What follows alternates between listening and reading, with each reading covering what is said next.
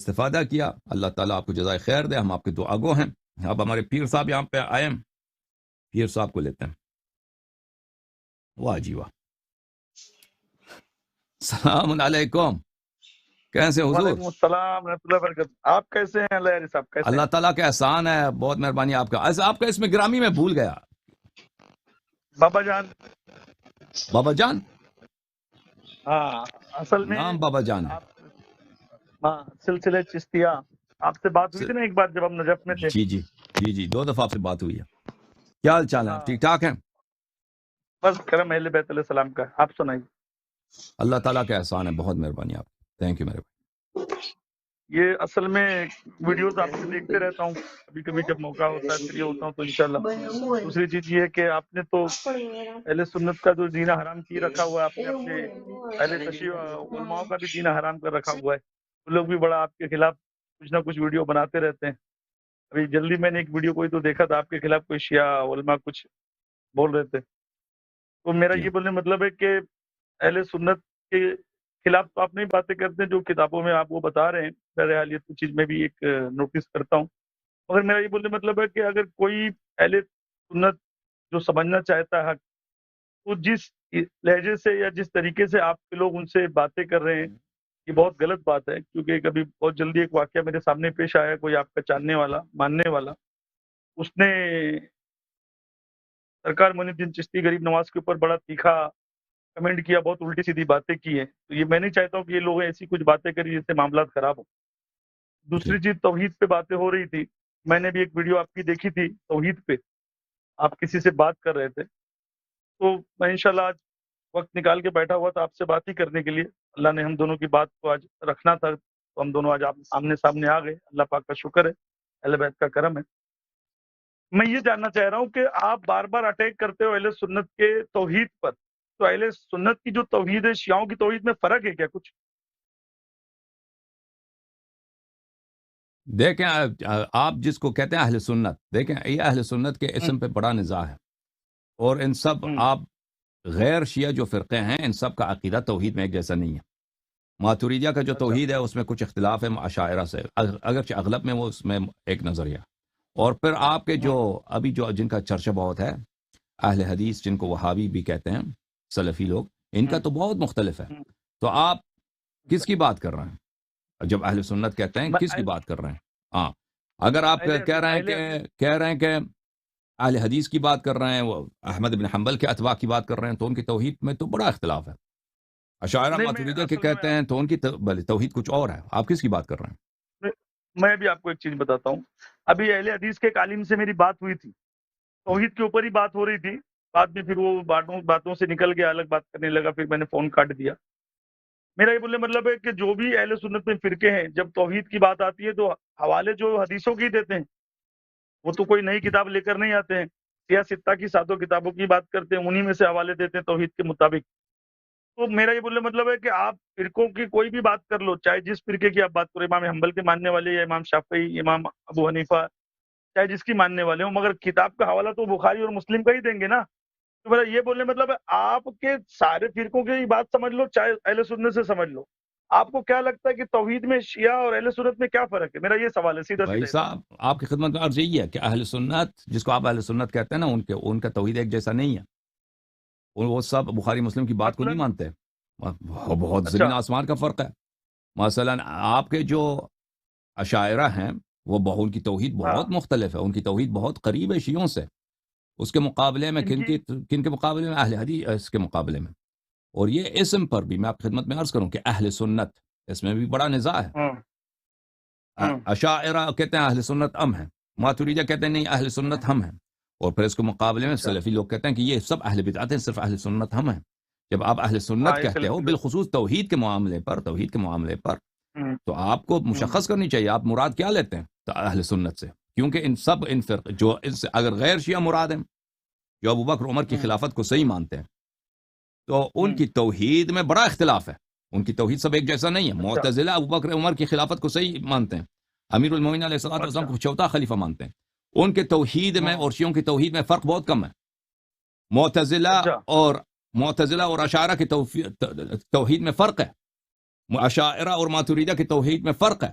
پھر جب آتے ہیں اہل حدیث کی طرف، ابن تیمیہ، احمد ابن حنبل کی طرف، ان کی توحید میں اور ابو الحسن اشعری کی توحید میں تو زمین آسمان کا فرق ہے.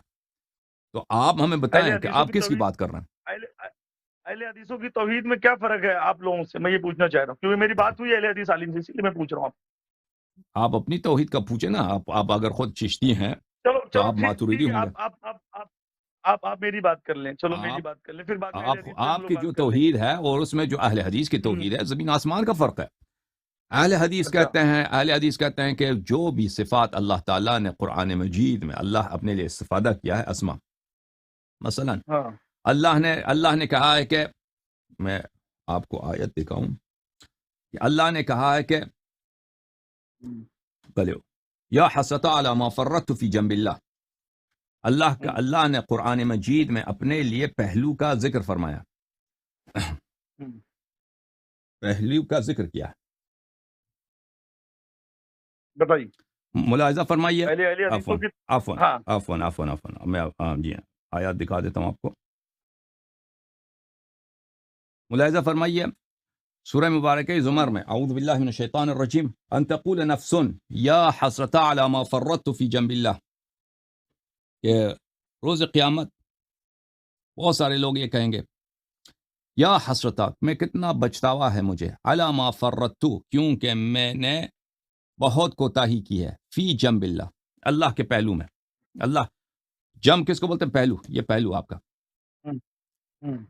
تو آپ کے جو حنابلہ ہیں وہ کیا کہتے ہیں؟ حنابلہ کہتے ہیں، اہل حدیث یا سلفی کہتے ہیں کہ اللہ نے یہ اسم اپنے لیے قرآن میں ثابت کیا ہے.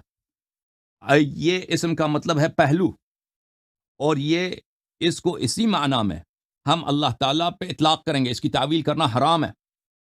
اس کا تعویل کرنا، اس کو کہنا کہ یہ جو ہے مجاز ہے، یہ کفر ہے، اور جو اس کی تعویل کرے گا وہ مشرک ہے. تو اللہ کے لیے انہوں نے کیا ثابت کیا؟ اللہ کے لیے ثابت کیا پہلو. پھر وہ کیا کہتے ہیں کہ دیکھو قرآن مجید میں اللہ نے سورہ مبارکہ، یہ کون سی سورہ ہے بھائی؟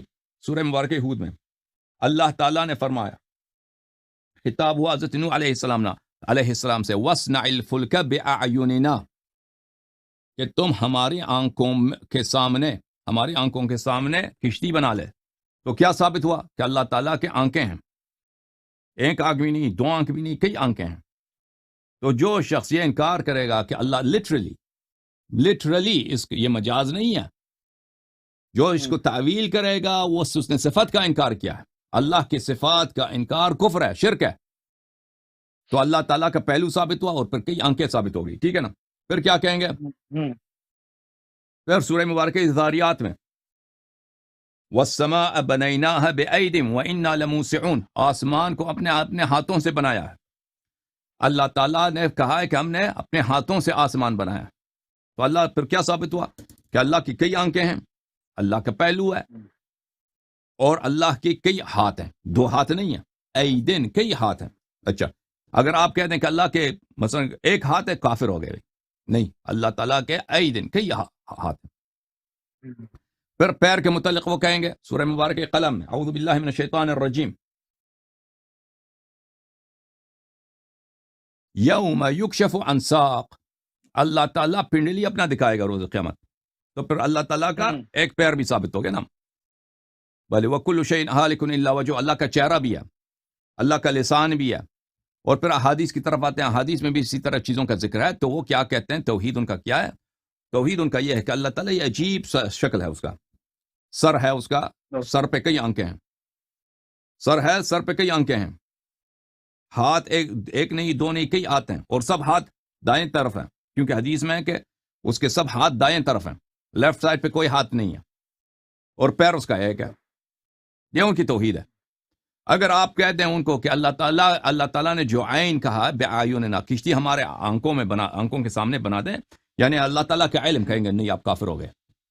آپ نے قرآن کا انکار کیا. جب قرآن نے ثابت کیا کہ اللہ کا آنکھ ہے، تو آپ کون ہوتے ہو اس کا انکار کرنے والا؟ یا اگر آپ کہیں کہ اللہ کی پہلو نہیں ہے، اس کا مطلب اللہ کے حضور میں، اللہ کے ساتھ، اللہ کے سامنے آپ نے گناہ کیا ہے، کہتے ہیں نہیں، آپ کافر ہو گئے. قرآن نے جب کہا کہ اللہ کی پہلو ہے، اللہ اگر چاہتا تو کہہ دیتا کہ تم نے میرے سامنے گناہ کیا. اللہ نے کہا کہ فی جنب اللہ. اگر تم کہہ دو ہم نے زمین آسمان کو ہاتھوں سے بنایا، اس کا مطلب یہ کہ اللہ نے اپنی طاقت سے بنایا زمین آسمان کو؟ نہیں، وہ کہیں گے کہ نہیں تم جھوٹ بول، تم نے صفت کا انکار کیا، تم نے صفت کا انکار کیا، تم کافر ہو گئے، تم مشرک ہو گئے. تو آپ جہمیہ ہیں. وہ آپ کو کیا نام دیتا پتہ ہے؟ وہ آپ کو اہل سنت نہیں مانتے، آپ کو اشاعرہ کو ماتریدیہ کو کہتے ہیں جہمیہ، کہتے ہیں آپ کافر ہیں، مشرک ہیں. ہاں، کہتے ہیں آپ مشرک ہیں. آپ جو ہیں آپ نے صفات کو تعطیل کیا، صفات کا انکار کیا. تو وہ آپ ان کا رب جو ہے یہ ہے، ان کا رب کا حلیہ آپ دیکھیں، حلیہ اس کا سر ہے، سر پہ کئی آنکھیں ہیں اور زبان ہے، سب ہاتھ دائیں طرف ہیں، کئی بہت سارے ہاتھ ہیں اور پیر ایک ہے، اور یہ ان کی توحید ہے. اب اس کے مقابلے میں آ جاتا ہے اشاعرہ. اشاعرہ ان باتوں کو نہیں مانتے، اشاعرہ ان باتوں کو نہیں مانتے. اشاعرہ کہیں گے کہ نہیں، ہم اس کی سب کی تعویل کریں گے، سب کی تعویل کریں گے. اللہ تعالیٰ آنکھ سے، وہ کہتے ہیں کیا کہ وہ اشاعرہ کی بات میں بڑا تضاد ہے. اشاعرہ کی بات میں بڑا تضاد ہے. ایک طرف سے وہ کہتے ہیں اللہ تعالیٰ جسم نہیں ہے، اللہ تعالیٰ کے اعضاء نہیں ہے، اللہ تعالیٰ کا سر نہیں ہے، اللہ تعالیٰ کی زبان جس طرح ہماری زبان ہے، اللہ تعالیٰ کے پیٹ نہیں ہے، اللہ تعالیٰ کا یعنی پیر عضو نہیں ہے. پھر وہ کہتے ہیں حدیث میں آیا کہ پیر ہے تو پیر کا ہم انکار نہیں کریں، پیر ہے. پھر کہیں گے کہ وہ باقی سب کا انکار کریں گے، لیکن پیر میں کے معاملے میں آ جاتے ہیں پنڈلی دکھانے والی، وہ کہتے ہیں یہ ثابت ہے. پھر کہیں گے روز قیامت نظر بھی آئے گا.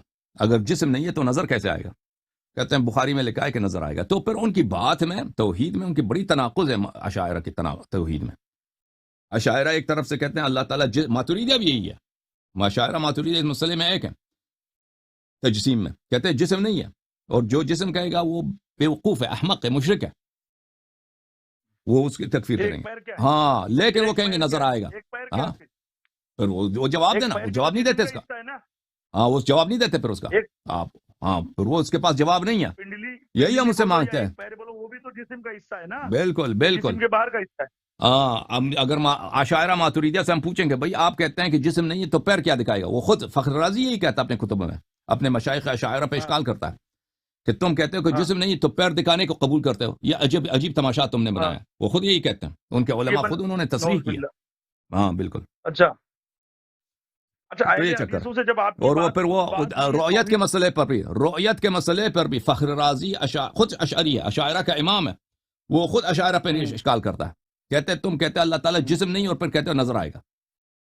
اس میں تضاد ہے. تو یہ اشاعرہ جو ہیں، اشاعرہ کے باتوں میں تضاد بہت ہے. اب ہماری جو توحید ہے، ہم شیعہ کی توحید ہے، ہم نے کن سے لیا؟ قرآن سے لیا، اطہرۃ طاہرہ علیہ السلام سے لیا. ہم نے ان سے لیا اللہ تعالیٰ نہ جسم ہے، نہ جسم کی کوئی صفت اس میں ہے، نہ وہ کبھی آنکھ سے نظر آئے گا، ٹھیک ہے نا، اور نہ اس کی پنڈلی ہے، نہ پنڈلی دکھائے گا، کچھ بھی نہیں ہے. یہ سب آیات معول ہیں، اس کی تعویل ہے، اس کی تفسیر ہے. ہاں، آسمان کو اپنے ہاتھوں سے بنایا، زمین آسمان کو یہ اپنی قدرت سے بنایا. الرحمن علی العرش استوى. اللہ تعالیٰ عرش پہ مستوی ہو گئے. آپ کے اہل حدیث احمد بن حنبل، ابن تیمیہ کیا کہتے ہیں؟ اللہ تعالیٰ کہتے ہیں کرسی ہے، کرسی پہ بیٹھ گیا. عرش کرسی ہے، اللہ تعالیٰ جا کے کرسی پہ بیٹھ گیا. الرحمن علی العرش استوى. بالکل وہ تجسیم کے قائل ہیں. تجسیم وہ صریح کہتے ہیں کہ اللہ تعالیٰ آسمان میں ہے، اور جب قیامت ہوگا تو آسمان پٹ جائے گا، اللہ تعالیٰ فرشتوں کے ساتھ نیچے آئے گا، وہ پہ کرسی لگے گی، کرسی پہ جا کے بیٹھ جائے گا. وہ صریح اپنے کتب میں یہ لکھتے ہیں اللہ تعالیٰ ہنستا ہے، اللہ تعالیٰ روتا ہے. ہاں، یہ سب یہ ان کی توحید ہے.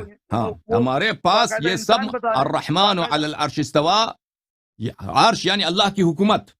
عرش کیا؟ ایک عرش ہے، ایک مکان ہے آسمانوں کے اوپر، ساتویں آسمان. ایک وہ ہے. یہاں پہ جو الرحمن علی العرش ہے، یہ زمین و آسمان سب عرش ہے، یعنی اللہ تعالیٰ کی حکمرانی.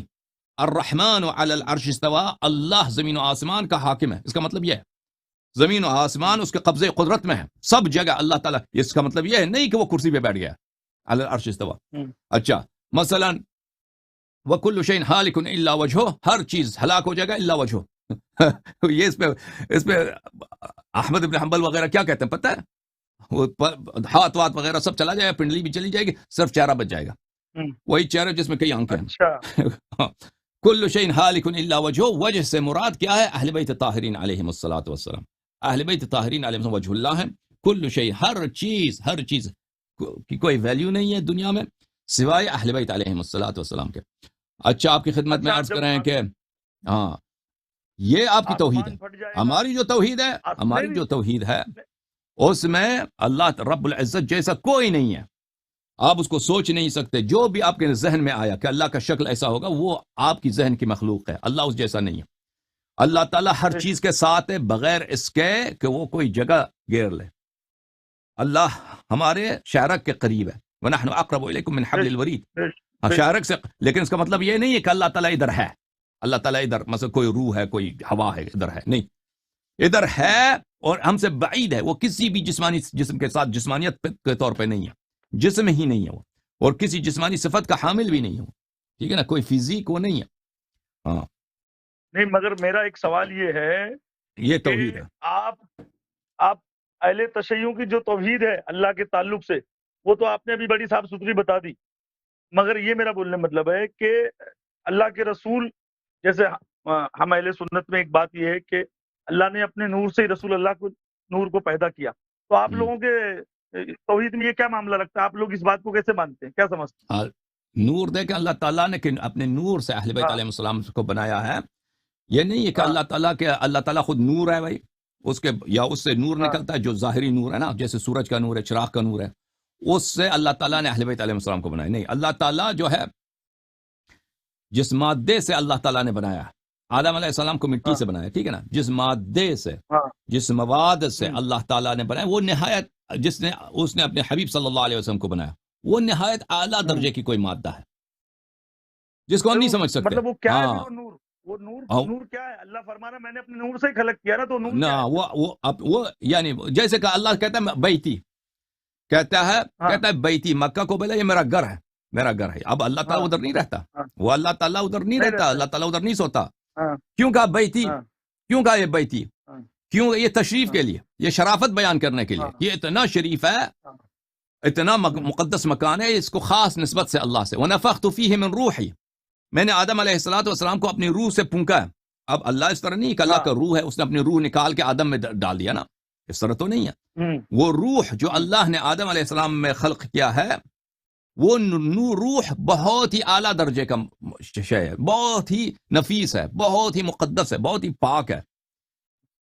کیونکہ اللہ نے اس کو اپنے سے نسبت دی ہے، نہ کہ یہ اللہ تعالیٰ کے روح سے کچھ نکل گیا. اسی طرح نور جو نبی صلی اللہ علیہ وسلم اللہ نے اپنے نور سے اس کو خلق کیا ہے، وہ مادہ جس سے اللہ نے اس کو خلق کیا وہ بہت ہی پاک، نہایت ہی عظیم، نہایت ہی مقدس، کہ اس کو مٹی سے نسبت نہیں ہے، کسی چیز سے. وہ بہت ہی شریف ہے. ہم نہیں جانتے وہ کیا چیز ہے،